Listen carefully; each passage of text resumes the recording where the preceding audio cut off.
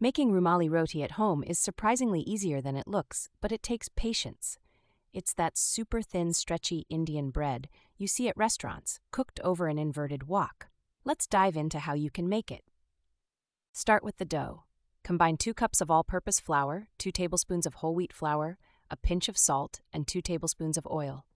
Slowly add water, kneading it until smooth. It should be soft, not sticky. The key to the perfect dough is resting it. Cover it with a damp cloth and let it rest for at least 30 minutes. This step helps develop gluten, which is necessary for rolling it ridiculously thin without tearing. Now, the rolling part scares most people, but it's fun once you get the hang of it. Divide your rested dough into small balls about the size of a lime.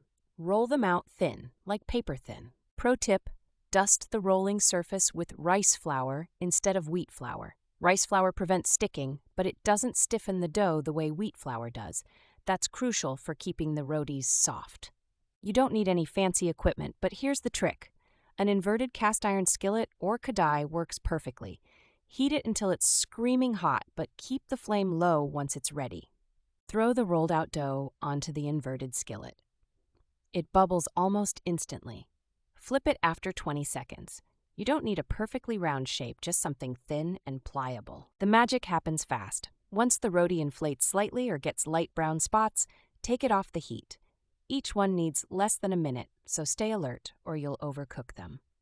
The folding makes it fun to eat. Traditionally, you fold Rumali Roti into quarters or gently crumple it, just like a handkerchief, which rumal means in Hindi.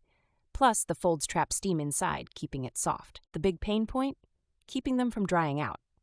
Stack them under a clean, damp towel until you're ready to serve. They dry out rapidly if left uncovered, and nobody likes dry Rumali Roti. It pairs with just about anything you love: curries, kebabs, or just butter.